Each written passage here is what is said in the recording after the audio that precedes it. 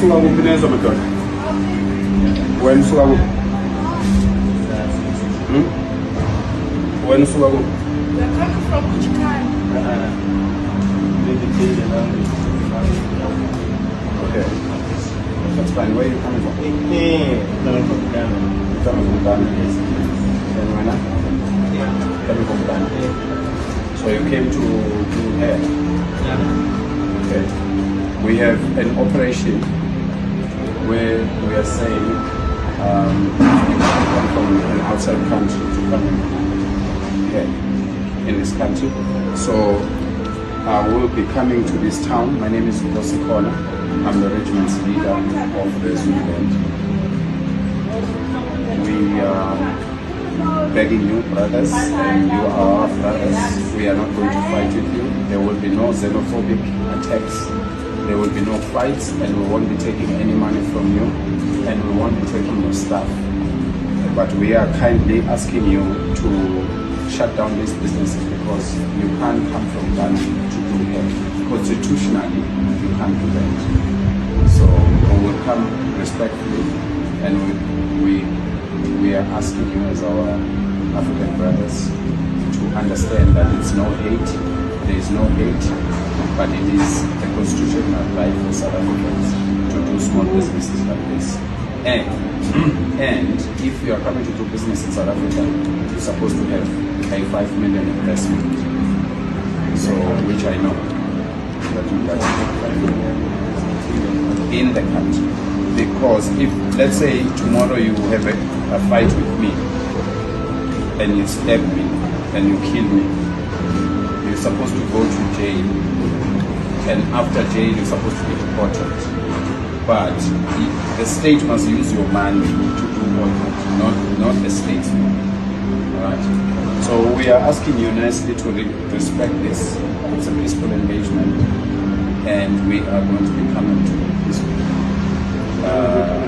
It's going to start from the 10th, from the 10th of this month.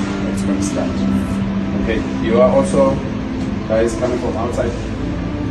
You heard what I said. We are not fighting with you, but that is not eternal. It can change. It can change if you guys don't respect it. And you can't put these things like this here. You're supposed to buy. You see, don't bend the camera. You see, guys. No. Listen to me. This is a salon. This is a salon, and this is our town. So you have to buy black plastics. It doesn't have to be your refuse. It's supposed to be anybody in this town must keep the town clean. So you can't have things like this in front of the shop. It's not good for your business, and it's not good for the town, and it's not good for us as South Africans.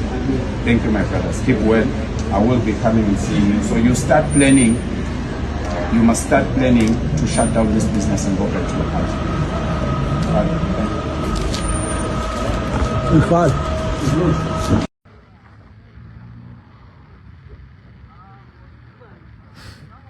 Very good morning. Look then. Yeah, swap mom. Ophongol. Oh, ne pass. Namhlanje uphethe pass. Cha angazi nje ukuthi kwenzakaleni. Izolo ngaliphathi pass. Izolo kade ngekho mfana ngifike namuhla. Ufika namhlanje badinga ama pass. Ngoba wonke umuntu odayisa lapho kumele athi akubonakala ukuthi ungwakho suka. Ngoba na ID yakho uyabonakala ukuthi i-original. Akunankinga. Okay. Hayi khule. Sekuyisho lesi sikhathi leso kusela kwaNongoma ke eMona. Hambe ka check ke konke labantu abadayisa emgwaqeni njengoba abadayisa kanje abanontendo ba check ukuthi abalapha yini bafanele yini ukuthi ukuba lana.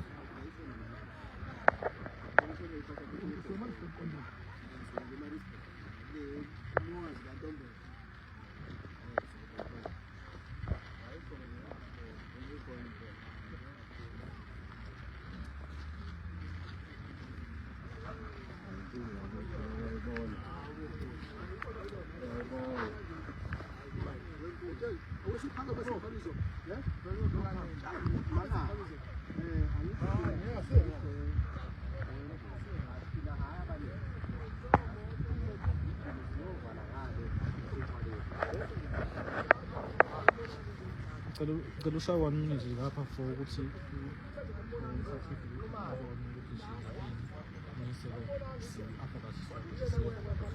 okay. Hey, ngiyamboza. Ngibingelele South Africa, ngibingelele Mbama namhlanje. Senza namhlanje sikuphi lapha? Namhlanje sila eMona market kaNongoma. Sizo finalize namhlanje ukuthi izolo kade sicela ukuthi umuntu ongumhlalo la eSouth Africa sicela siphathele ID. So ukuze sizokwazi ukuthi njengamanje umuntu nomuntu ufuna sisebenza kuthena i-ID yakho iphethe ngesandla, uma iphethe ngesandla siyamazi ukuthi lo owala. So siba nenkinga ethi umuntu athi ungasemanguzi kodwa uthi yena ungwala pha kanjani beni ungenayo ID yala. Yes, hayi asibangene futhi sizokuthola uphi kurasi omananga yazi ezona nani ngifika nani Zaza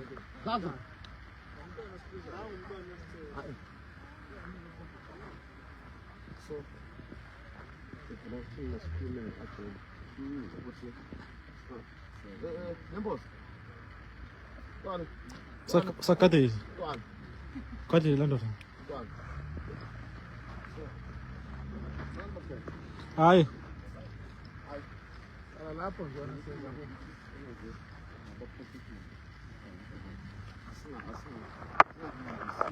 lana ke insizwe ziphambi komthetho ke zikhumzana indlela yokusebenza ukuthi noma usebenza ngomuntu okufika still inhlonipho isadingakala khona. Konke kwenziwa ngenhlonipho ke abashawa akukhulunywa wonke umuntu konke nje kwenziwa ngenhlonipho. Njengoba izolo futhi besikhona lapha eMona namhlanje futhi sasekhona lapha eMona. Uzobhekala ukuthi akekho yini bayalalela yini abantu bokufika. Sibuye kukhumbula ukuthi iningi labo alihloniphi alizwe umuntu okhuluma nalo kahle liphinde lenze ngendlela efanayo yabo. So njengoba sibona ngomagama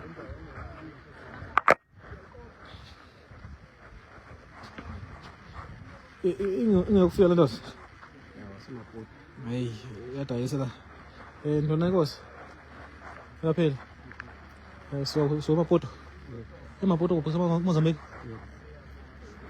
uzodayisa la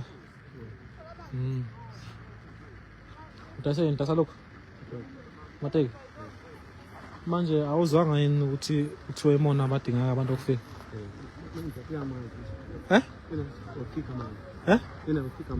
ufika manje bongazwanga yini suka usuka Maputo usuka ni Maputo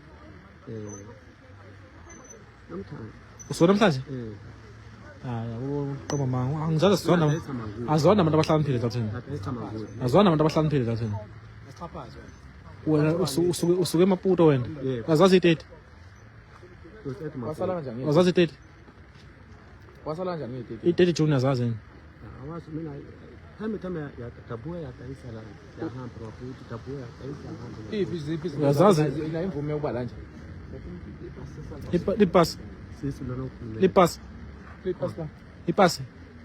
la go ena pas umchiphisa kanti abalela isifuna ipasa la South Africa thina ya South Africa una awunayo permit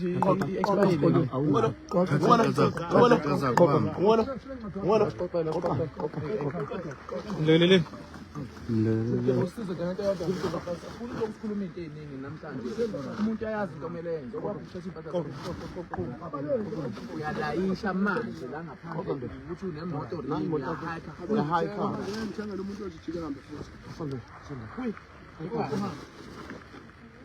ekhaya manje lana ithatha sabayaya mfakele izinto oh okay bapha abanye hamba ngoba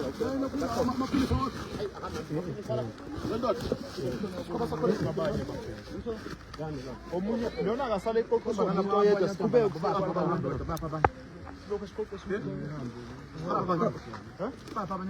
wena uhamba bakhomba bonke wena Hamba manje. uhamba bakhomba bonke abantu abahamba nabo ufike wedwa Yami lo. imoto uhamba ngayo Cha hamba baba. Baba.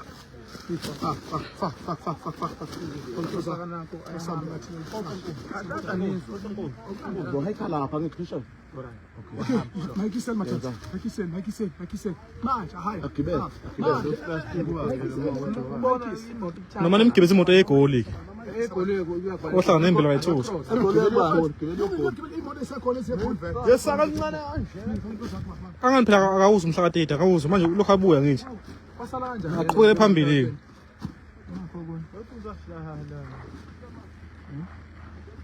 ukuthi kwenziwe i-contest la zonke uyifanelisa kulokho akusheshe la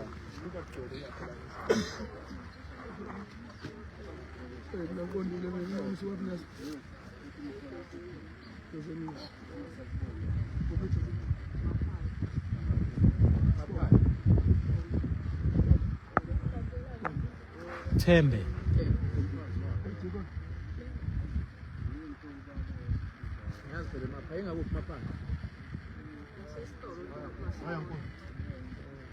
sefoni nani